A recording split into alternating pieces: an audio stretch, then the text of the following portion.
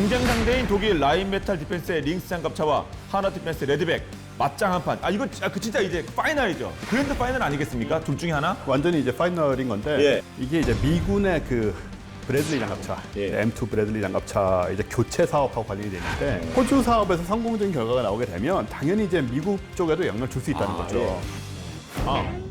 브래들리 장갑차를 호주에서 바꾸는 게 아니라 브래들리 장갑차 이거 자체를 우리가 미국에서 예. 거기에 들어갈지도 M 모르죠. 수출 얘기하는 건가요? 지금 되면? 그렇죠. 무슨 우리 H 자동차가 뭐 미국에서 많이 팔고 있잖아요. K 자동차 그런 것처럼 아니 우리 그 장갑차를 미국에요? 어쩌면요. 야 그런 시대가 지금 올 수 있는 건가요? 예, 올 수도 있습니다. 결정된 건 당연히 아니지만 이 미국에서 이루어질 이런 경쟁에 지금 전초전 격이다라고 얘기할 수가 있는 부분이 예. 있고요. 아까 말씀하신 것처럼 미국하고 영국은 이제 호주군 장갑차 사업의 1차 경쟁에서 이미 탈락이 됐잖아요. 그래서 미국 장갑차 교체 사업에도 자국의 미국 장갑차조차도 지금 경쟁력을 좀 갖기 어렵지 않겠느냐라는 그런 전망이 있어요. 그래서 한국과 독일이 이제 최대 4,000여 대의 브래들리 장갑차를 교체하는 이 사업에 지금 유력 후보가 된 거죠. 그래서 이제 여기서 이기면 우리가 이길지도 모른다는 것이고 네. 미군의 요구 성능도 호주에 비해서 방호력이 좀 높을 뿐이지 큰 차이가 없다는 거죠.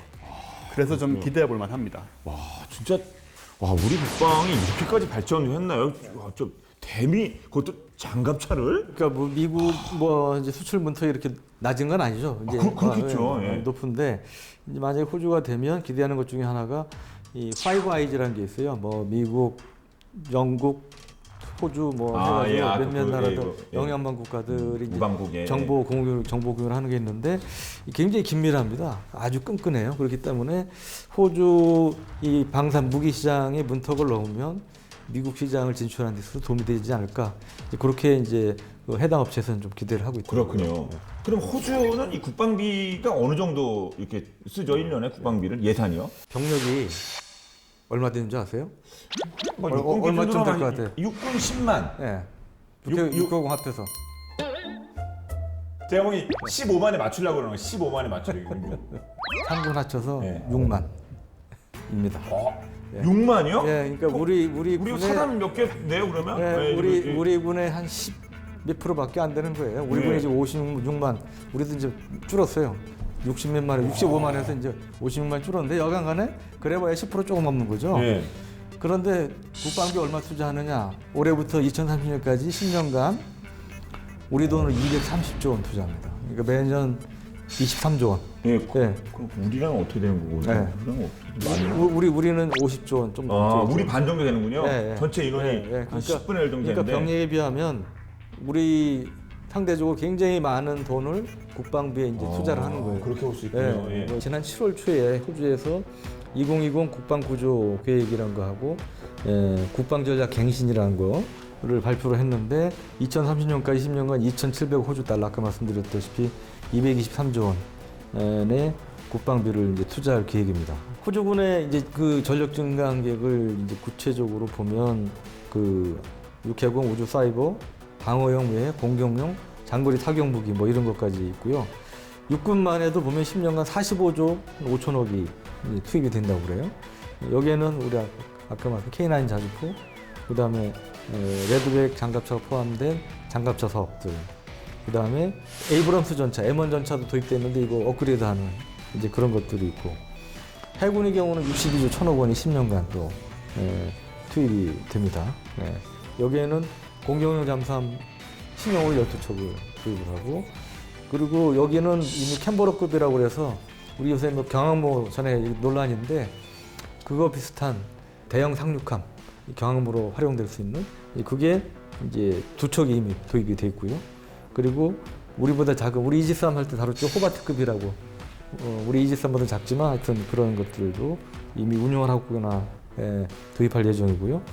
공군의 경우는 이제 53조 8천억을 투자를 하는데 여기에는 F-35가 72대. 근데 이 72대는 우리보다 많아요. 우리는 내전까지 40대예요. 네. 그다음에 해상 정찰용 감시용으로 등으로 쓰이는 스카이 가디언 무인 정찰기 있고 심지어는 전자전기도 있어요. EA-18G, 그라울러, 전자전까지 도입을 해서 운용을 합니다. 이게 이제 호주가 인접한 적이 없는데 이렇게 아주 많은 그 군사력 건설에 투자를 하는 것은 사실은 일본이 침략을 했던 2차 대전 이후에 처음이라고 그래요. 예. 예. 2000년 때 일본이 막 들어왔으니까 이제 방어하기 위해서 어쩔 수 없이 많은 예산을 투입할 수밖에 없는 건데 지금은 왜 그런답니까? 지금 그 호주가. 네, 뭐 제가 아까 그런 얘기를 했는데 뭐 예. 육군 뭐가 필요하냐 이런 얘기까지 했는데 그러니까 45조 쓰죠, 45조. 사실은 이제 이걸 좀 상황을 봐야 되는 게 호주판 국방백서로 이제 2020년 국방 전략 갱신이라는 게 나왔어요. 예. 거기에 이제 내용이 좀 숨어 있습니다.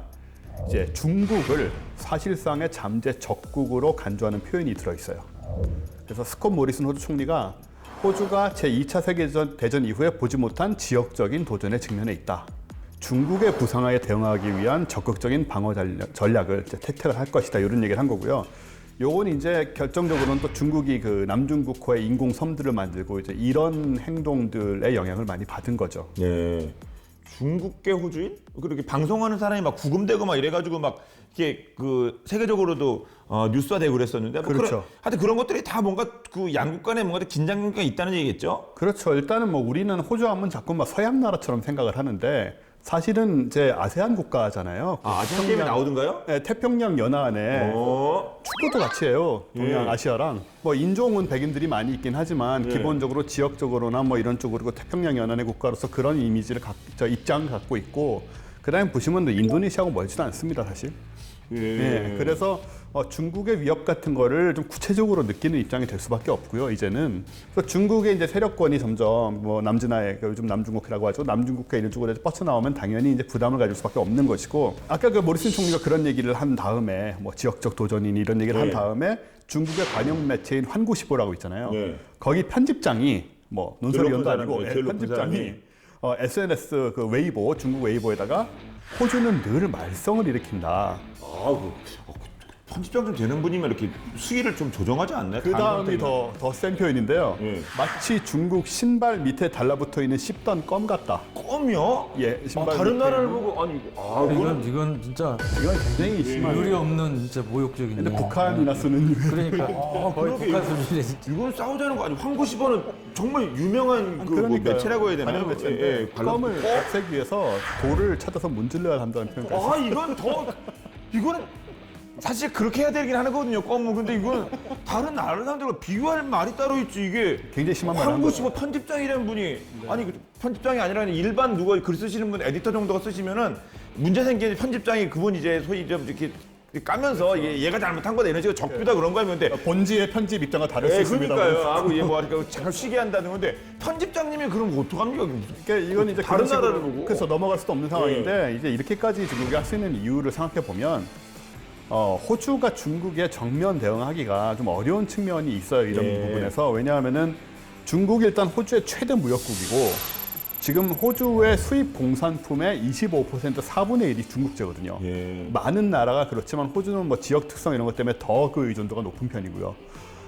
그래서 이제 중국 같은 경우는 이 호주가 자꾸 미국하고 가까워지려고 그러고 또 중국에 견제를 하는 것 같으니까 호주를 길들이려고 좀 무형의 압박을 사실 무형도 아니지만 좀 이런 압박을 벌이고 있는 상황이고 호주는 그것대로 어쨌든 간에 또 군비를 증강하려면서 거기에 대처하고 있는 또 이런 입장인 거죠.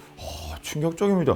충분히 품위 있게도 그 정도 되는 매체 편집장님이시면 충분히 하실 수 있을 것 같은데 좀 방금 좀 놀라긴 했어요 저는. 네, 중국이 굴하지 않아요.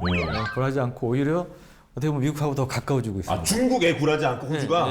근데 이제 호주가 혼자 하겠다는 게 아니고 이 연합 전선을 펴는데 이 중국이 그렇게 싫어하는 이제 미국 중심의 그런 이제 연합 협력체에 이제 적극적 참여해요. 네. 그래서 미국이 마침 이제 중국을 겨냥해서 쿼드라는 걸 추진하는데 이게 뭐냐면 이 전략다자 안보 협의체라고 미국, 일본, 인도, 호주 이게 이 네 개 나라가 그래서 이게 쿼드, 대중 쿼드, 예. 이제 연합 전선을 펴는 겁니다. 근데 이거는 뭐 단순히 외교 경제적인 측면에 거치는 게 아니고 군사적으로도 같이 뭐 연합 해상 훈련을 한다든지 긴밀하게 이제 연합 훈련 자주 하면서 이렇게 지금 중국에 대응하는 그런 이제 모습인데 여기에도 이제 적극 참여하고 있고요. 또 하나는 그 파이브 아이즈라고 보통 우리가 아이즈 하면 눈이 이제 정보 감시 뭐 이런 정보 아닐까요? 감시를 의미하지 않습니까? 예. 그 영화나 이제 드라마에도 가끔 등장해요. 이 호주 사막 이 황량한 그 한가운데 보면 거대한 통신감청 시설이 있어요. 근데 그게 미국하고 호주하고 미국 NSA하고 호주하고 같이 운영하는 대규모 감청 시설인데 이게 사실은 이 남중국해를 포함한 중국을 사실 많이 겨냥한 겁니다. 아, 그 파인게 그거죠. 파인게 네, 그 네. 넷플 거기 영화에 그 드라마 있어요. 그 예. 정확히 호주 드라마 있어요. 기억하시나요? 넷플 예, 거기에 그 안에 예. 호주판 51구역 뭐 이런 얘기도 있고 네, 그래서 51 그래도 외계인한테 거기 레이저 쐈다는 얘기도 있어요. 그 예. 분위기도 비슷하잖아요. 사막 지역 네, 비슷한데 그러네요. 황량한데 있고 그러니까 그 정도로 긴밀한 거죠 사실 미국하고 호주하고. 네. 그래서 확실히 미중 두 강대국의 패권 사이에서 진짜 호주도 그래도 좀 인도도 요즘 또 엄청나게 지금 막 갈등 중이지 않습니까? 그렇죠. 예. 진짜 이 인도가 원래 대표적인 친러 국가 중에 하나죠. 네. 그러니까 인도는 과거에 구소련 시절에 공격용 핵잠수함 찰리급이라는 걸 처음으로 임대 리스를 해줬어요. 그 핵잠수함은 원래 어느 나라든 리스를 안 해줍니다. 아무리 가까운 나라라도 그러게. 동맹국이라도. 리스할 게 따로 있지. 그러니까. 네. 근데 핵잠수함을 유일하게 리스해준 나라가 인도예요. 또 소련 한 번 있고 러시아 두 번. 네. 핵잠수함 인도에 리스해준 그 정도로 이제 가깝죠. 그런 인도가 지금 이제 미국 쪽으로 또 상당히 접근하고 있잖아요. 네. 이것도 상당히 이제 그 중요한 소위 이 강대국 사이에서의 어떤 생존 전략 관련해서 좀 시사하는 바가 이제 많다고 생각을 하는데. 우리 문제기도 하니까요, 그렇죠. 사실은. 그러니까 중국이 보면 대국이라고 그러지만 상당히 어떻게 보면 이제 오만방자한 태도를 보이는 거죠. 과거에 보면 자기가 이제 뭐 하고 싶은 얘기 있어도 미국이 있으니까 우리 힘을 기를 때까지는 참자 이런 전략이었다면 요즘은 대놓고 그냥 자기 생각을 드러내고 자기 중국하고 안 맞으면 대놓고 무시하거나 압박하거나 심지어 뭐 협박하는 이런 경우도 있고 이게 시대가 이렇게 바뀌었고 우리가 사드 때 얼마나 고생했습니까? 그때도 우리한테 노골적으로 막 압박하고 그런 거 있잖아요. 근데 문제는 앞으로 그게 더 심해질 거라는 거죠. 미국은 어떠냐? 미국은 이제 중국에 비해서 훨씬 좋게 표현하면 이게 양반 스타일의 외교를 했죠.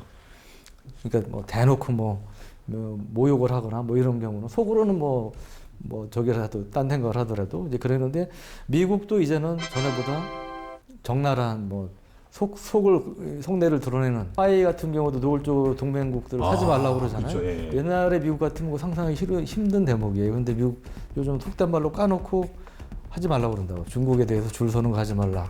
뭐 하지 말라. 그러니까 이제 우리나라의 경우도 마찬가지.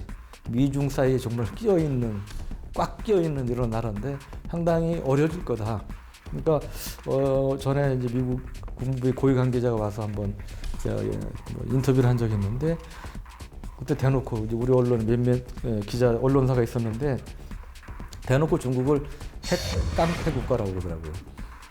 미국의 외교관이 중국에 대해서 언론 인터뷰를 하는데 그것도 옛날에 미국 관리들한테 보기 힘들었던 점이에요. 오프 더 레코드 우리끼리만 얘기인데 그 얘기가 아니었나요? 아니고 온도 레코드로. 그런데. 그래서 이제 그런 것들도 보면 미국도 이제 달라지고 있다. 그래서 우리가 뭐라고 해서 어물거리면 옛날에 그냥 모른 척 넘어갔지만 지금은 그래서 중국 편이야, 우리 편이야. 이제 미국도 이제 그런 식으로 나올 거란 말이에요. 네. 그래서 상당히 이제 그러면서 우리가 생존하기가 어려운 상황이 되고 있다. 네.